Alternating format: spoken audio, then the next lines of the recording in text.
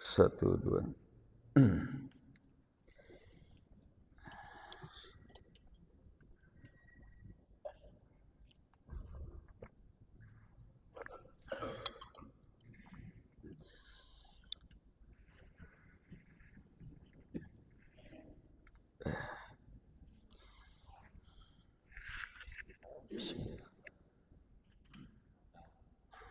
Assalamualaikum warahmatullahi wabarakatuh.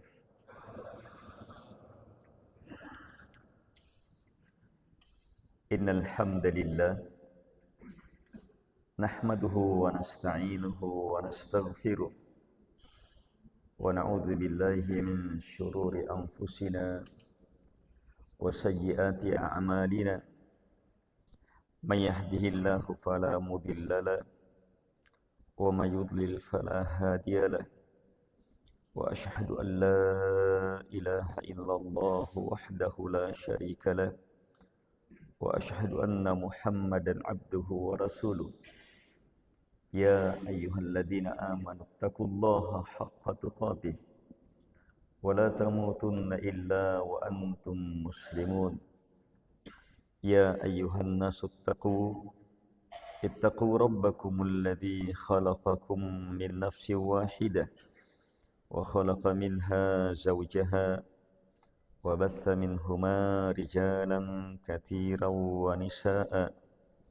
Wattaqullaha alladzi tasaaluna bihi wal arham innallaha kana 'alaikum raqiba. Ya ayyuhalladzina amanu taqullaha wa qulu qawlan sadida yuslih lakum a'malakum wa yaghfir lakum dhunubakum wa may yuti'illaha wa rasulahu faqad faza fawzan 'azima. Amma ba'd. Fa inna asdaqal hadithi kitabullah wa khairal hadi hadi Muhammadin sallallahu alaihi wa ala alihi wasallam wa syarrul umuri muhdatsatuha wa kullu muhdatsatin bid'ah wa kullu bid'atin dhalalah wa kullu dhalalatin finnar. Kaum muslimin dan muslimat jamaah subuh yang dimuliakan oleh Allah Subhanahu wa taala. Di subuh yang cerah, di waktu yang sangat berberkah, Allah Subhanahu wa taala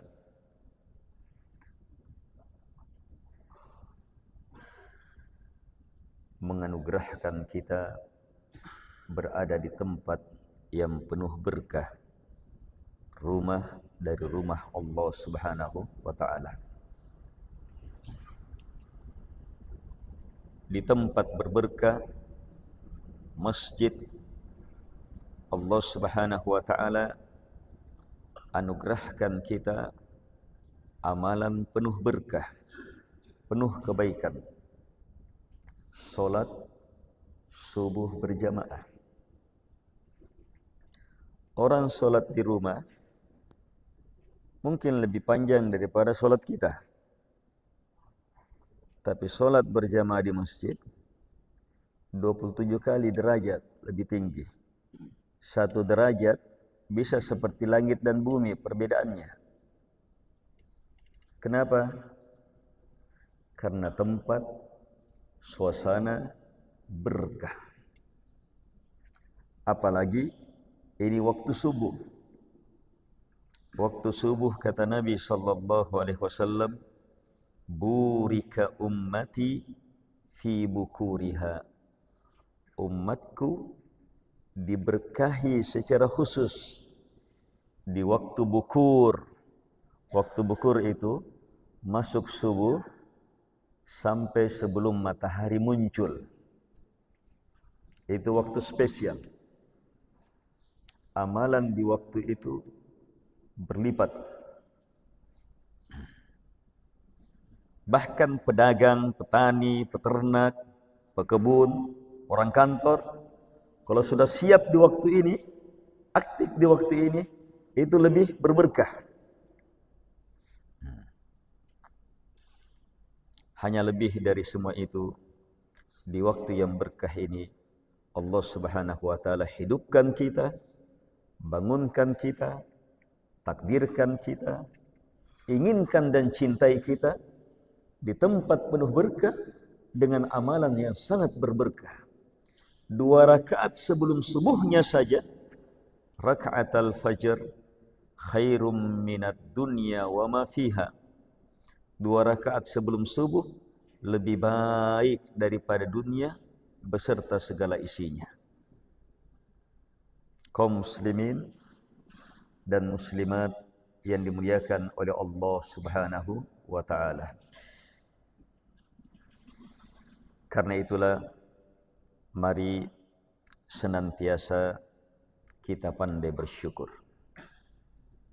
Dengan pandai melihat nikmat, besarnya nikmat, luasnya nikmat, dalamnya nikmat, berketerusannya nikmat, hebatnya nikmat. Semakin pandai kita melihat nikmat, bahkan pandai melihat detail-detailnya, maka di sana kita akan sampai ke derajat kesyukuran yang lebih hebat lagi, yang artinya tambahan dari Allah Subhanahu wa Ta'ala pasti lebih banyak lagi. La in syakartum la azidannakum. Ini sumpah. Allah bersumpah, jika kalian bersyukur, pasti, sungguh, pasti saya tambah. Tidak mungkin ada tambahan kecuali hanya melewati satu pintu ini, pintu kesyukuran.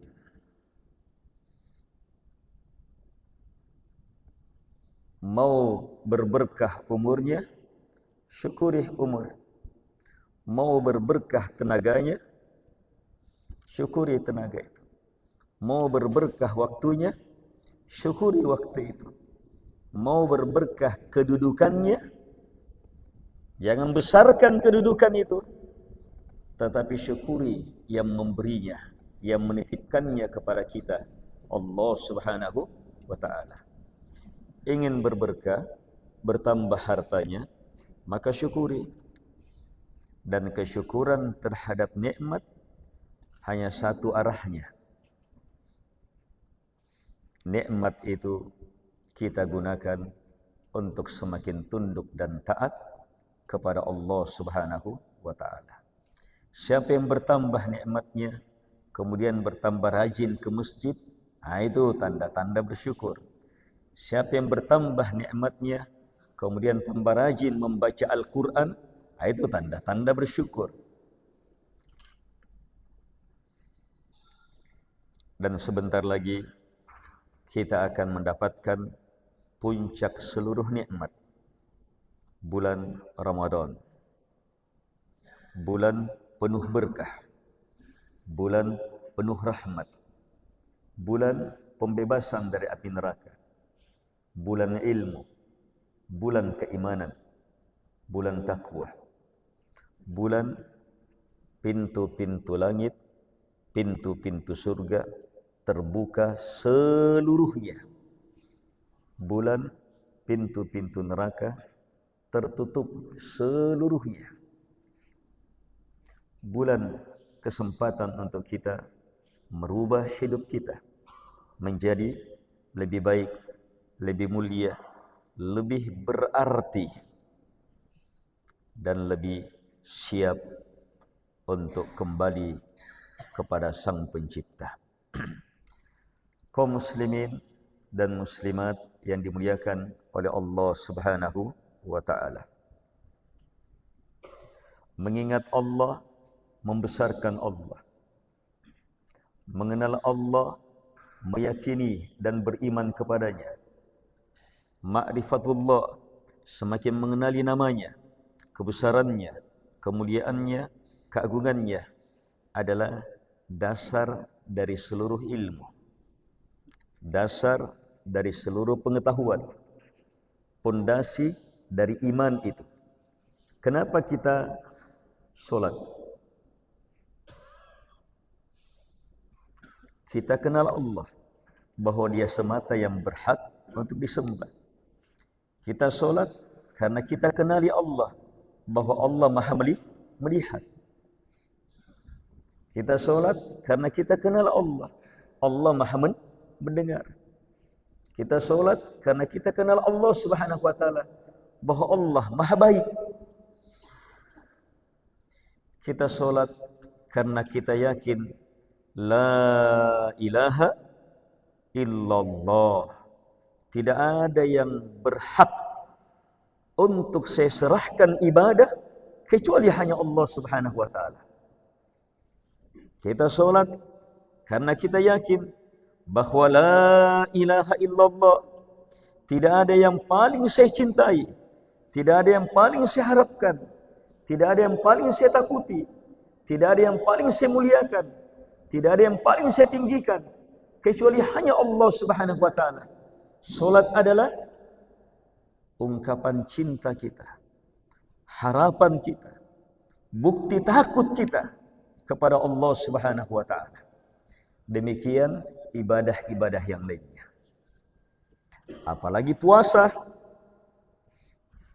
Kalau puasa itu spesial betul. Lahir karena ma'rifatullah, mengenal Allah Subhanahu wa taala.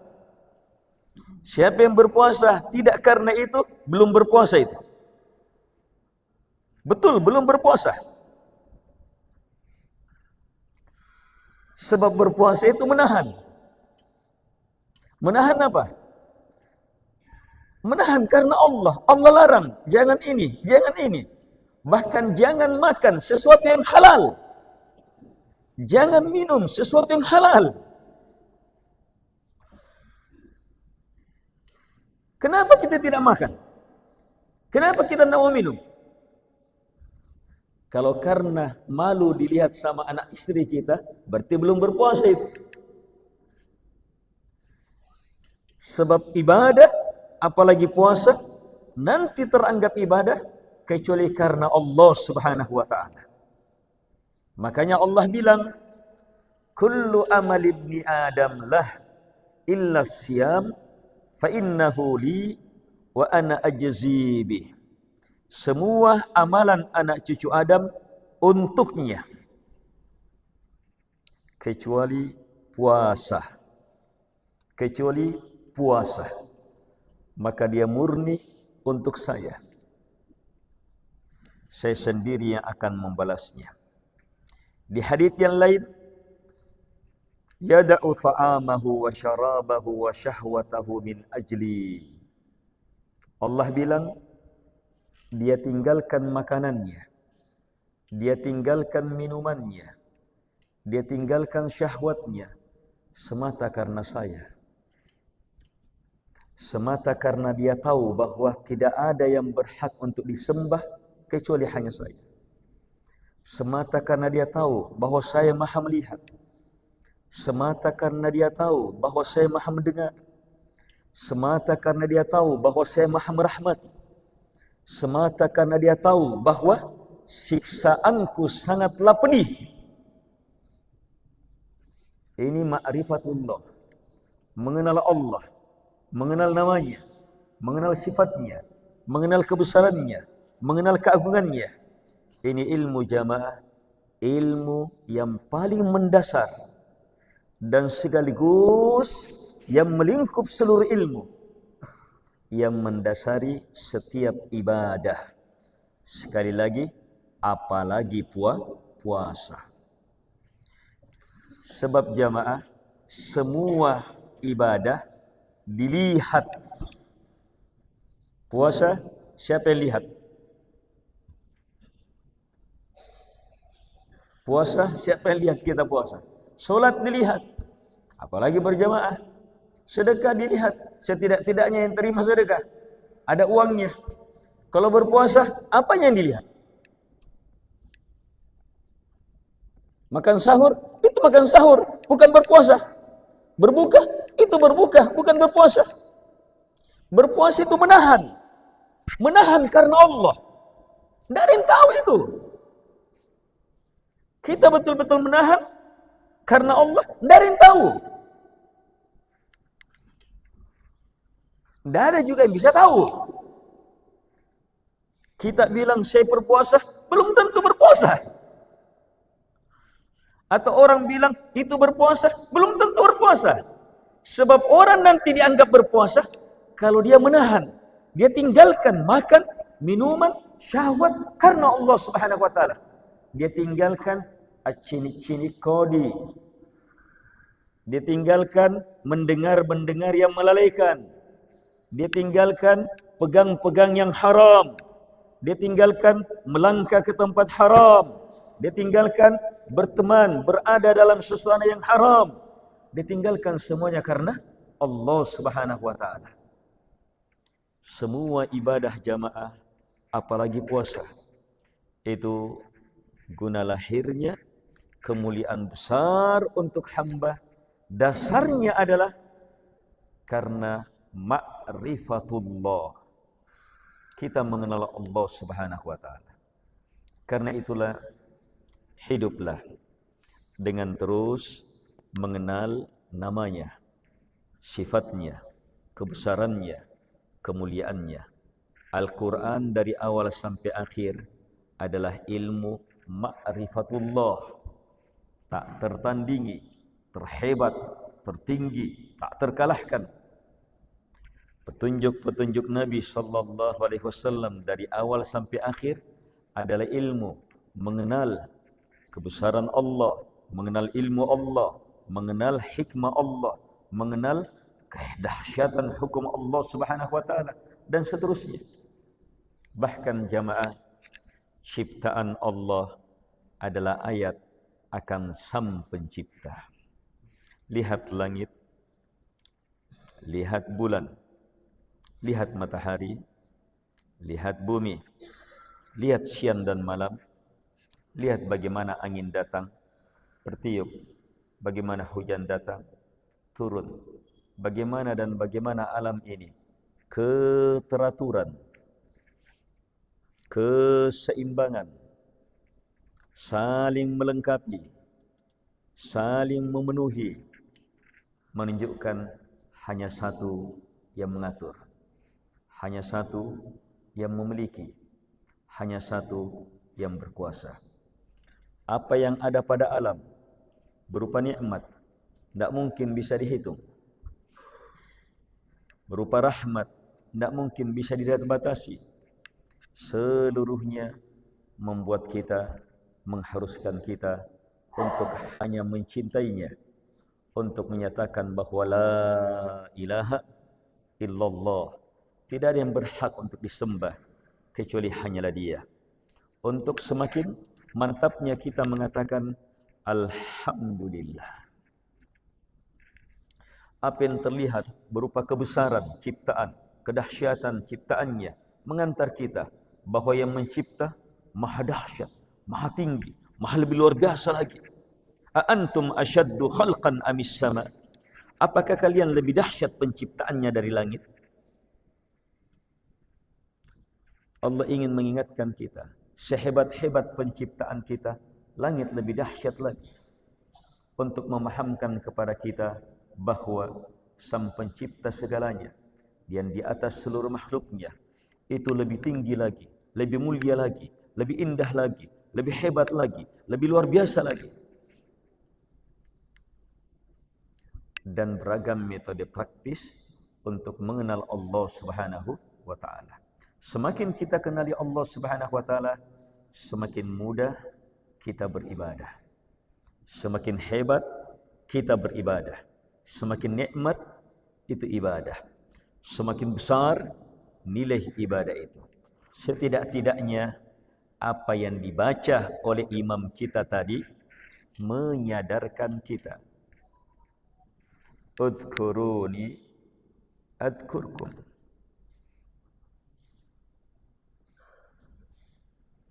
Berzikir kalian kepadaku, ingat saya, pasti saya ingat kalian. Banyak-banyak kita nanti mengingat Allah Subhanahu wa taala punape patpi. Kalau sudah terpaksa, kalau sudah terjatuh, tetapi Allah Subhanahu wa taala Maha baik. Lebih baik dari siapapun juga. Maha penyabar, lebih sabar dari siapapun juga. Maha bersyukur, lebih mensyukuri dari siapapun juga. Iya. Bahkan sebejat apapun hamba, justru Allah yang memanggilnya untuk kembali. Dan saat mereka kembali, tidak ada yang lebih berbahagia mengalahkan kebahagiaan Allah Subhanahu wa taala. Subhanallah jemaah. Baiknya Allah Subhanahu wa taala yang namanya Al-Ghafur, Maha memberi ampunan. Al-Ghaffar, yang ampunannya terus-menerus sangat dahsyat. Ghafirud Dam, Sang Maha penggugur dosa. Yang namanya At-Tawwab, yang menuntun untuk bertaubat dan memberi taubat.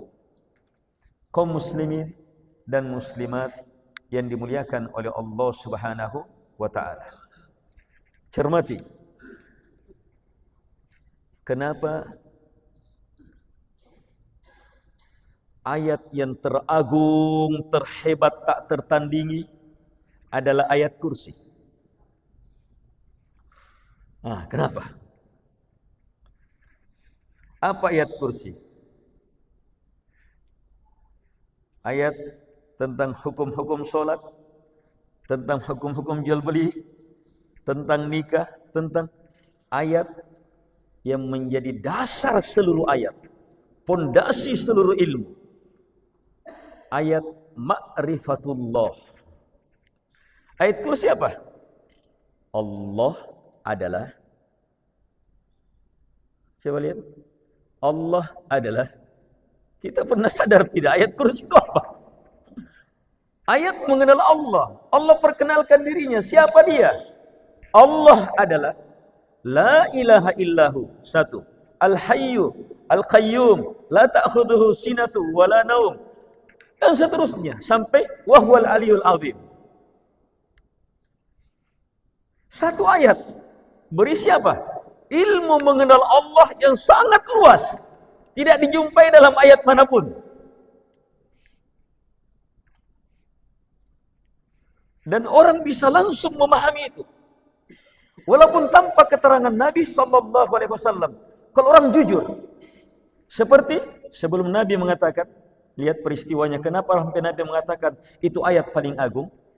Nabi bertanya kepada sahabat Ka'ab bin Ubay. Apa sahabat? Ubay bin Ka'ab. Ini sahabat ahli Quran. Salah satu sahabat yang kaum muslimin disuruh belajar Al-Quran, ini dia. Ambil ke sini.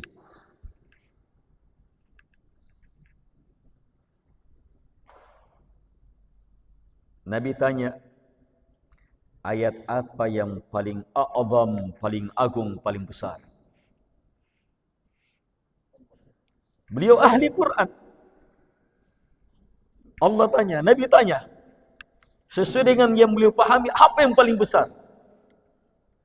Beliau menjawab, ayat kursi. Kata Nabi, berbahagialah. Dari mana sampai kamu bisa tahu? Nabi belum beritahu, tapi beliau bisa tahu. Kenapa? Orang jujur menelaah Al-Quran, memahami Al-Quran. Kalau kita jamaah, banyak-banyak alhamdulillah sudah jujur membacanya. Tapi belum jujur tingkat selanjutnya, memahaminya, meyakininya, mendalaminya, menjadikannya pedoman hidup, menjadikannya hukum, menjadikannya cahaya, menjadikannya kekuatan. Kita harus masuk ke situ, tidak boleh tidak. Sebab itulah maksud diturunkan Al-Quran. Ilmu pertama setelah surat Al-Fatihah tentang Al-Quran. Alif Lam Mim, Dalikal Kitab, La Raiba Fi. Apa dia? Hudan, pedoman besar. Datang dalam bentuk ditanwin. Hudan. Kenapa ditanwin? Kata hidayah di sini. Itu ada artinya. Itu tidak diterjemah, dipahami oleh orang Arab. Orang Arab yang belajar. Orang yang Arab tidak belajar, bahlul juga. Hudan. Hudan ditanwin menunjukkan ta'zim, pembesaran hidayah. Bukan sembarang hidayah. Hidayah terdahsyat itu Al-Quran.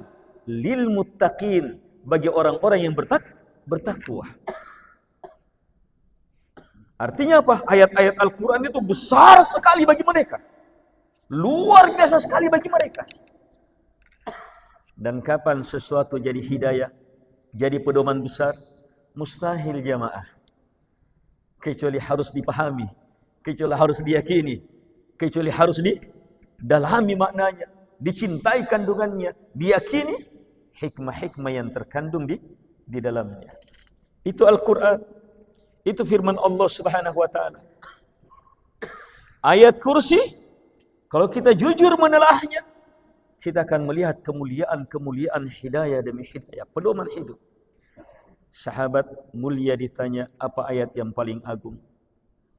Dia mampu mengungkap ayat Allahu la ilaha illa huwal hayyul qayyum dan seterusnya. Yang ternyata ayat terbesar ini apa? Ayat ma'rifatullah, mengenal Allah Subhanahu wa taala.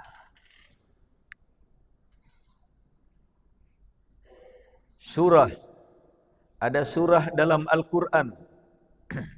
Kita hafal semua, alhamdulillah surah ini. Tetapi satu kali baca bisa mengimbangi sepertiga Al-Quran pahalanya.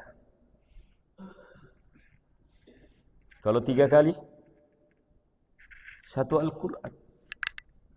Suatu hari sahabat tanya sahabat, tidak bisakah kalian itu dalam satu malam baca satu Al-Quran? Weh, gimana ya Rasulullah? Satu malam satu Al-Quran. Suratul Baqarah saja satu surah. Kalau nanti sholat tarawih, ada imam yang baca suratul Baqarah, langsung bubar jamaahnya itu. Di demo imamnya itu. Padahal Nabi sholat malamnya, itu menit-menit pertama suratul Baqarah. Bukan rakaat pertama. Rakaat pertama suratul Baqarah. Kemudian surah setelahnya. Kemudian surah setelahnya. Itu rakaat pertamanya.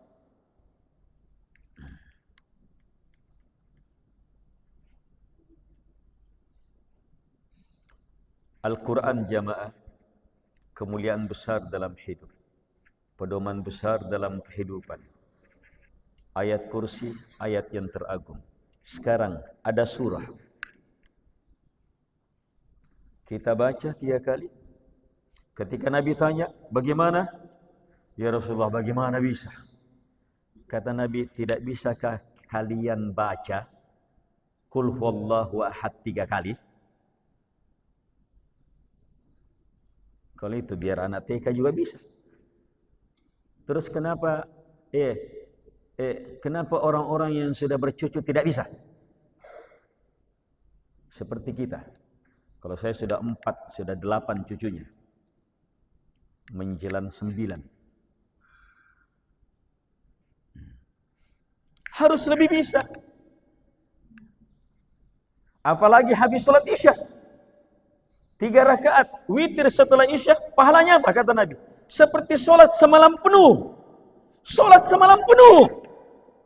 Terus sholat semalam penuhnya, rakaat pertama Qul huwallahu ahad, rakaat kedua Qul huwallahu ahad, rakaat ketiga Qul huwallahu ahad. Satu Al-Quran. Besarnya itu pahala.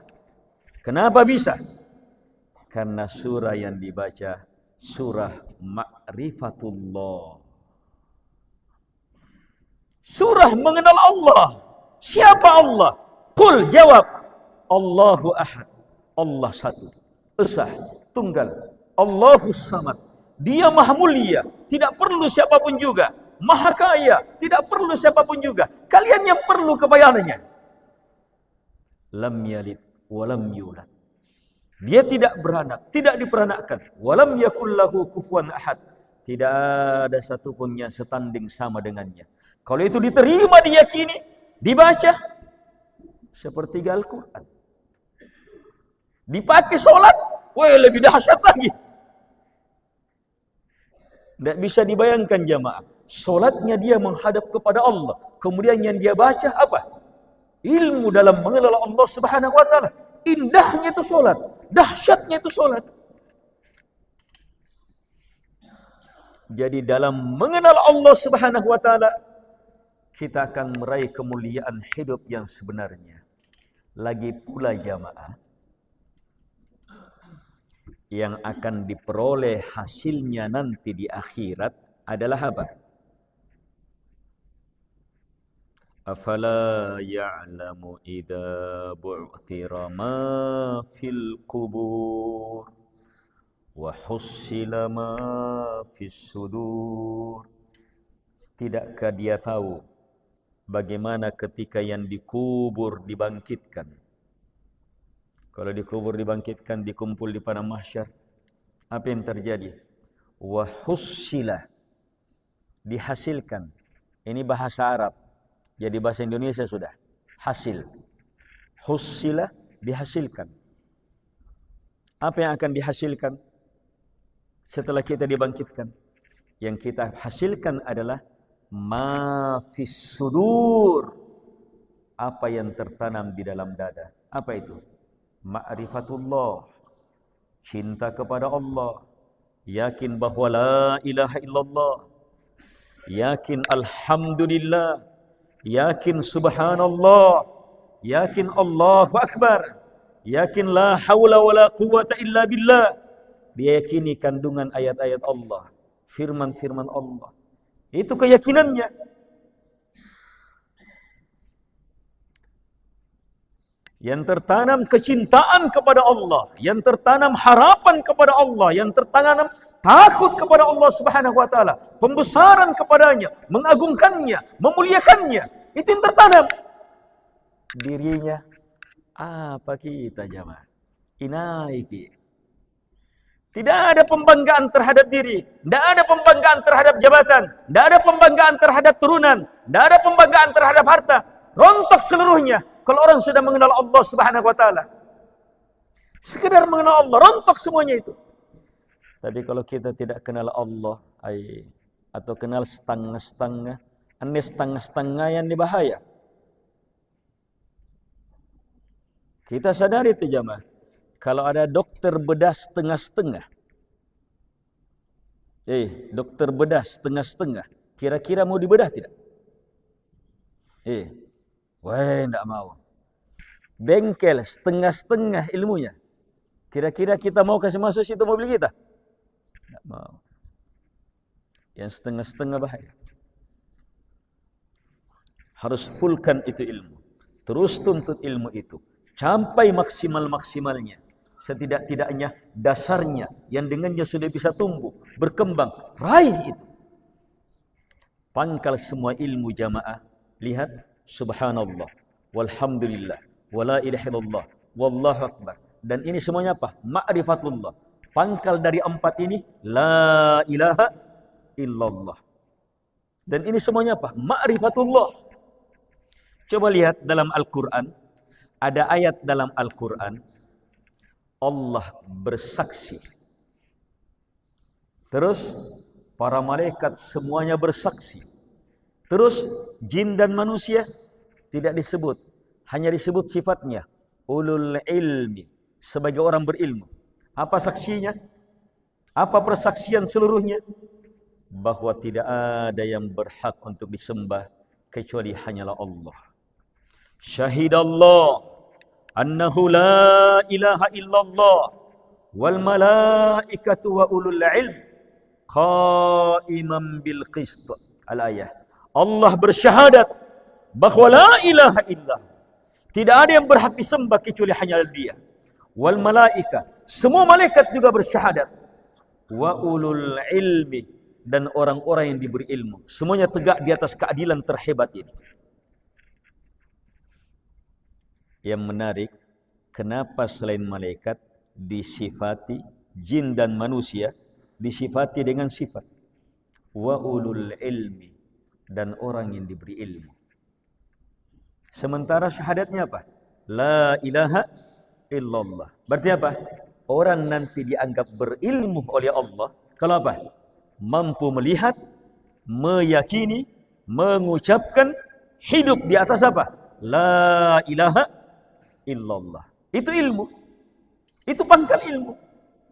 Orang tidak paham itu, tidak berilmu. Biar jenius, beda jenius. Beda jenius. Iya. Sekedar jenius, iya. Sekedar pintar membuat sesuatu yang rumit terlihat. Iya. Kalau yang seperti itu, mesin juga bisa. Bahkan mungkin mesin lebih hebat. Apalagi teknologi sekarang, AL itu. AL itu tak boleh ambil profesor kah? Kalau sekedar, tapi itu mesin.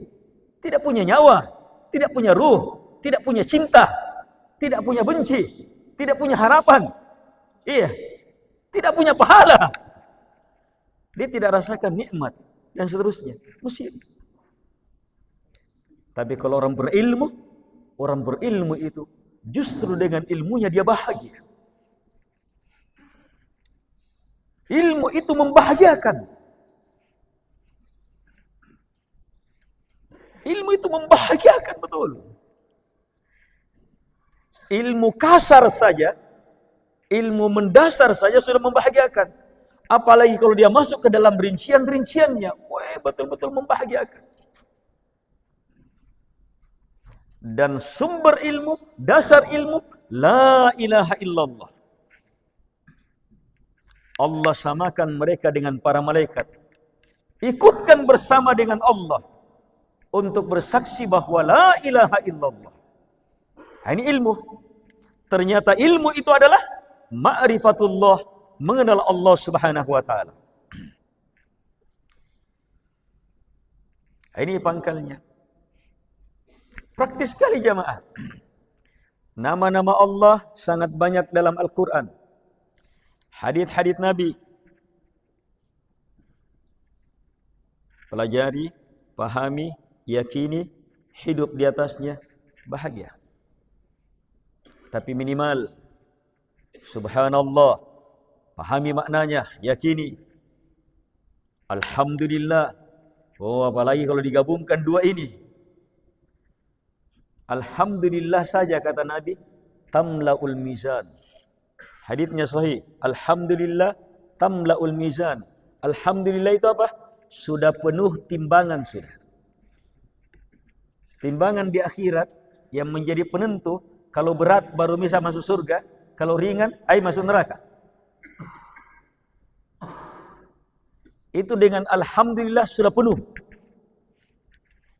Tapi tidak semua orang yang baca alhamdulillah berbobot. Ini yang diinginkan.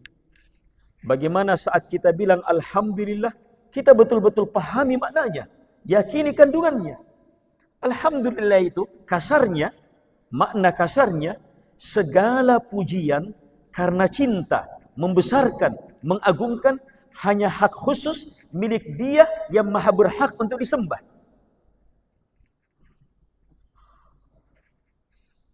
Itu makna kasarnya. Pendalamannya adalah sedalam apa, seluas apa cinta kita kepada Allah Subhanahu wa taala. Semakin kita kenali kebesarannya, alhamdulillahnya semakin hebat. Semakin luas kita dalam mengenal kebesaran Allah, kemuliaan Allah, keagungan Allah, alhamdulillahnya semakin hebat. Jadi orang berbeda-beda di situ. Tapi yang jelas, ada orang satu alhamdulillah sudah penuh timbangan. Terus bagaimana lagi kalau dilanjutkan? Makanya ma'rifatullah terhebat. Bahkan kalah suratul Ikhlas ada yang kalahkan. Surah lebih hebat lagi dari suratul Ikhlas.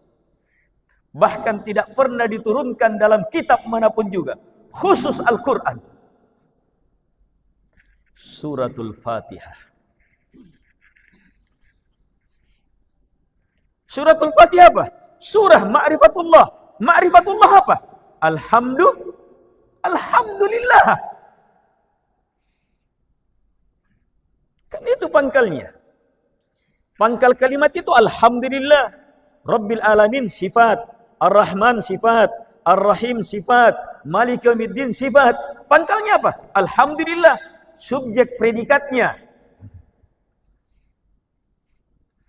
Pangkalnya ini. Alhamdulillah. Dan alhamdulillah itu suratul Fatihah jamaah. Itu surah, kata Nabi, Ummul Quran. Tempat kembali semua surah. Semua ilmu Al-Quran itu kembali kepada suratul Fatihah. Suratul Fatihah mengandungnya, melingkupnya. Sementara semua kitab yang Allah turunkan ke setiap nabi dan rasul itu apa?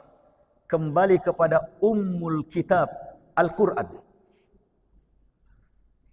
Berarti kita bisa bilang Al-Quran itu apa? Tempat kembali semua ilmu yang Allah Subhanahu wa taala turunkan. Dan dia surah Alhamdulillah.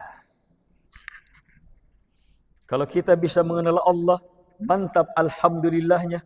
Wah, luar biasa. Penciptaan langit dan bumi jamaah itu ungkapan alhamdulillah. Makanya dalam Al-Quran, alhamdulillah alladzi khalaqah dan seterusnya. Allah mengatakan alhamdulillah yang mana dia telah mencipta langit dan bumi. Ini awal penciptaan. Itu ungkapan alhamdulillah. Terus akhirnya apa? Kemana akhir penciptaan ini? Ayo, kemana akhirnya?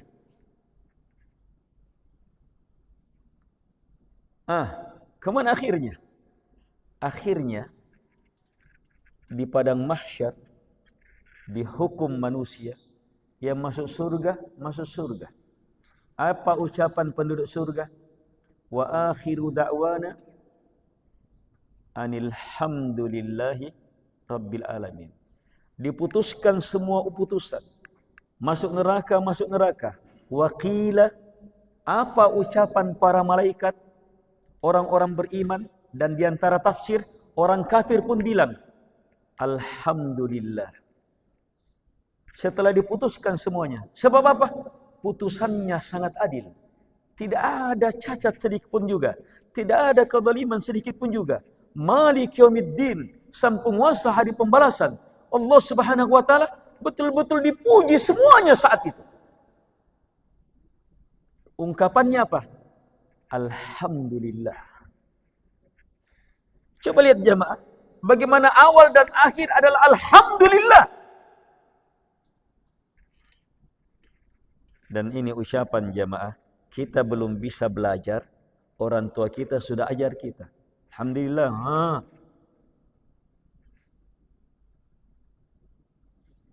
Terus sampai sekarang, sampai di mana kadar alhamdulillahnya kita? Jangan rekeningnya saja bertambah. Yang saat kita mati, siapa yang ngambil rekening? Bukan kita lagi. Kalau keluarga kita nikah sama orang lain yang nikmati.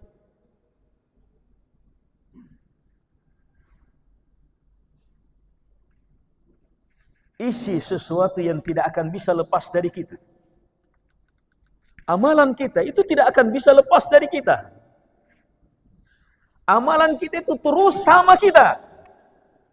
Baik jelek terus sama kita, tidak bisa dilepas. Dan perhebat itu amalan dengan apa? Ma'rifatullah. Lakukan karena mengenal Allah. Alhamdulillah. Subhanallah. La ilaha illallah. Allahu akbar. Khamsun ma athqalahunna fil mizan. Ada 5 kata Nabi. Luar biasa beratnya dalam timbangan. Ini 5 ini. Apa yang pertama? Subhanallah. Terus alhamdulillah. Terus Allahu akbar. Terus la ilaha illallah.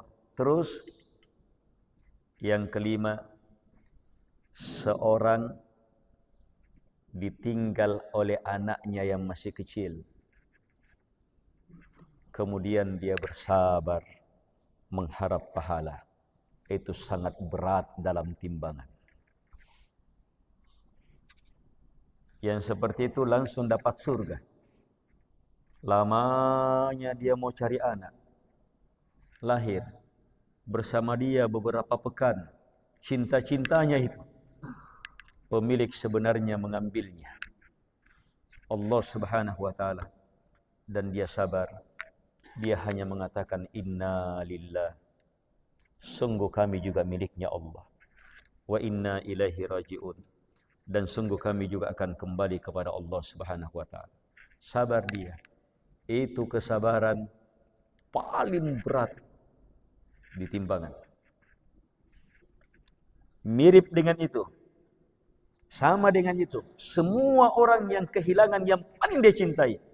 Meninggal istrinya, meninggal suaminya, atau anaknya, atau mungkin sahabatnya yang sangat luar biasa dalam hidupnya.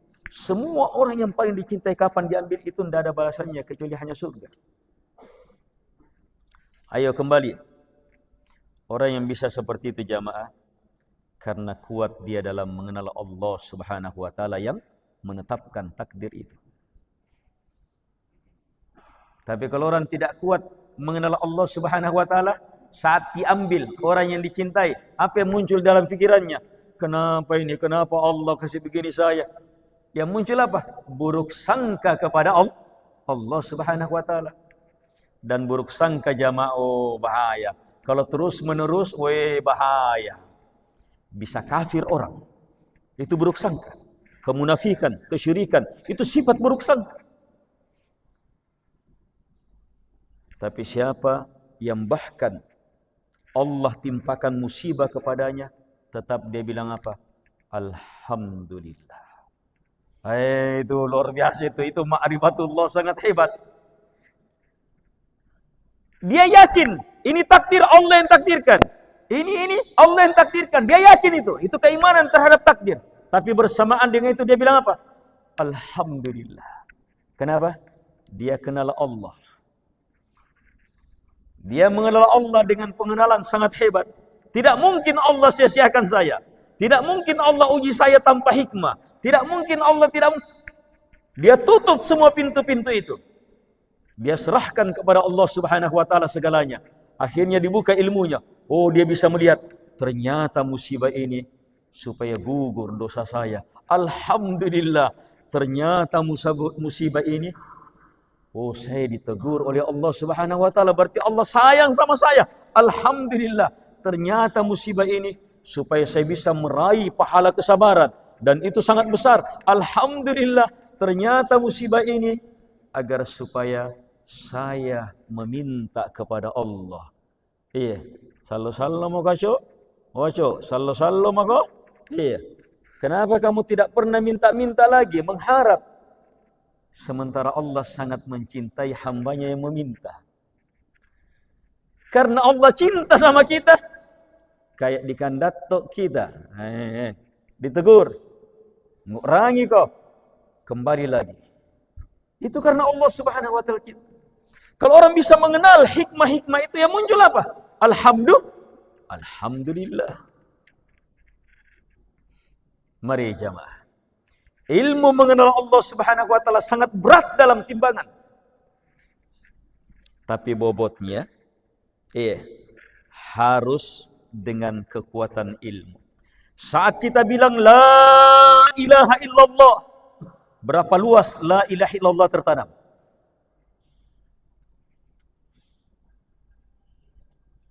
Berapa dalam dia tertanam? Berbeda-beda. Ada orang di zaman Nabi, dia bilang la ilaha illallah. Tapi Allah bilang berada pada neraka paling bawah. Innal munafiqina fid darkil asfali minan nar. Sungguh orang-orang munafik berada pada neraka paling bawah.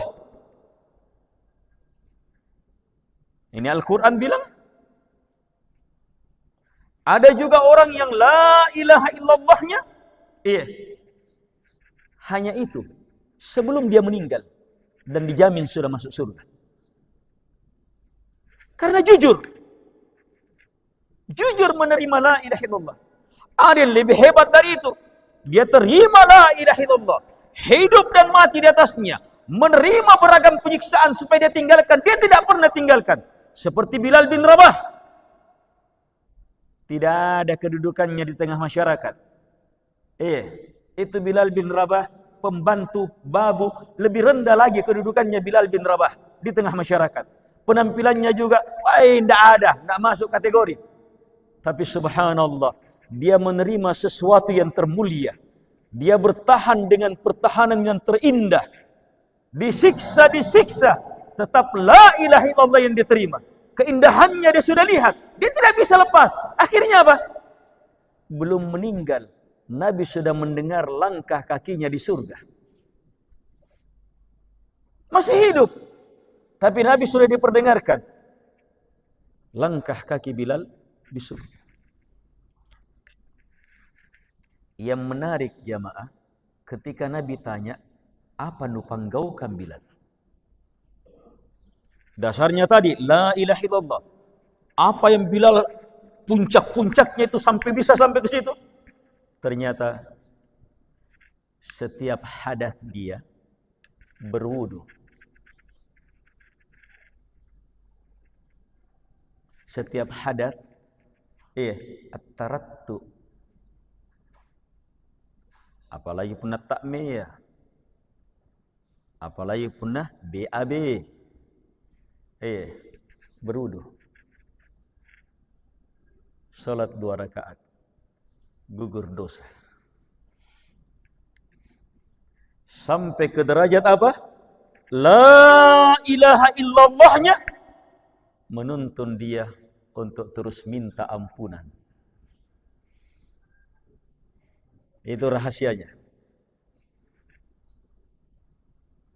Itu ilmu la ilaha illallah. Mengantar orang untuk apa? Melihat cacat dan kekurangannya. Mengantar orang untuk apa? Bersegera untuk menghapuskan cacat dan kekurangan itu. Mengantar orang untuk semakin yakin bahwa tidak ada yang bisa menghapusnya kecuali hanyalah Allah Subhanahu wa taala. Sehingga seiring dengan la ilaha illallahnya, terus dia minta kepada Allah supaya diampuni. Terus menerus amalannya untuk mengharapkan ampunan. Mana dalilnya? Ma'rifatullah ini. Coba lihat, ada ayat. Ini ayat termasuk ayat la ilaha illallah. Kandungannya luar biasa. Fa'alam, ilmuilah. Nabi Muhammad sallallahu alaihi wasallam diwajibkan oleh Allah untuk berilmu. Ilmu apa? Annahu la ilaha illallah. Bahwa tidak ada yang berhak disembah kecuali hanyalah Allah Subhanahu wa taala. Coba lihat, jamaah tidak tanya-tanya, kena sampai turun ini kewajiban. Ayo, ini ayat bukan ayat pertama. Nabi Muhammad sudah jadi Nabi dan Rasul. Nabi Muhammad sudah sangat dahsyat dalam ilmu, keyakinan, pengamalan, dakwah, seluruh perkara terhadap la ilaha illallah. Bahkan apa? Sudah banyak sahabat yang menerima la ilaha illallah juga. Hebat di atas la ilaha illallah. Kenapa turun ayat mewajibkan Nabi mengilmui la ilaha illallah lagi? Ayo, kenapa? Karena ilmu tentang la ilaha illallah itu tidak ada habisnya. Tidak ada batasnya. Dia seperti lautan, tidak ada tepinya. Lautan tidak ada dasarnya. Semakin diselami, semakin indah. Kalau lautan sekarang semakin diselami, tambah malak-malak lagi tawa. Gelap. Kalau lautan la ilaha illallah orang semakin selami, semakin tidak mau keluar. Semakin nikmat, semakin indah, semakin indah. Allah wajibkan Nabi-Nya sallallahu alaihi wasallam ilmui bahwa la ilaha illallah. Terus berhebat, terus berhebat, terus berhebat. Di antara hikmah besarnya adalah supaya lahir perintah kedua. Apa perintah kedua? Wastaghfir li dzambik walil mu'minina wal mu'minat. Minta ampunlah ya Muhammad terhadap kesalahanmu dan kesalahannya orang-orang yang beriman, lelaki dan wanita. Coba lihat, ini 2 perintah. Ini akhir pembahasan kita. 2 perintah. Perintah berilmu bahwa la ilaha illallah ma'rifatullah. Terus menyusul perintah apa? Istighfar. Artinya apa jamaah? Sedalam apapun ilmu la ilaha illallah, pasti akhirnya istighfar. Logikanya adalah la ilaha illallah itu, kata Ibnu Qayyim, sesuatu yang paling bersih, sesuatu yang paling suci. Kalau sesuatu paling bersih, paling suci, pasti apa? Setitik debu, setitik saja pasti nampak. Ya tidak? Setitik saja pasti nampak. Itulah la ilaha illallah. Kalau orang semakin bersih la ilaha illallahnya, itu cacat pada diri gampang sekali terlihat. Segera dihapus. Makanya menyusul itu, wastaghfir. Wastaghfir. Sekarang cermati. Yang disuruh beristighfar siapa di sini? Nabi Muhammad sallallahu alaihi wasallam. Apa salahnya Nabi Muhammad? Kalaupun ada kekeliruan sebagai manusia, itu sudah dimaafkan semuanya. Satu-satunya Nabi dan Rasul, semua kekeliruannya yang lalu, sedang dan akan datang sudah dimaafkan, adalah Nabi Muhammad sallallahu alaihi wasallam. Tapi bersamaan dia itu disuruh beristighfar lagi. Sebab ada istighfar jamaah bukan lagi pendorongnya dosa. Tapi apa? Kesadaran besar bahwa sehebat apapun amalan saya, tetap tidak sesuai dengan kebesaran dan keagungan Allah Subhanahu wa taala. Astaghfirullah. Ini istighfar penggugur takabbur. Dan takabbur jamaah itu bisa menghancurkan amalan. Sama syirik. Bagaimana hebatnya amalan, tapi kalau syaitan munculkan takabbur, habis lagi.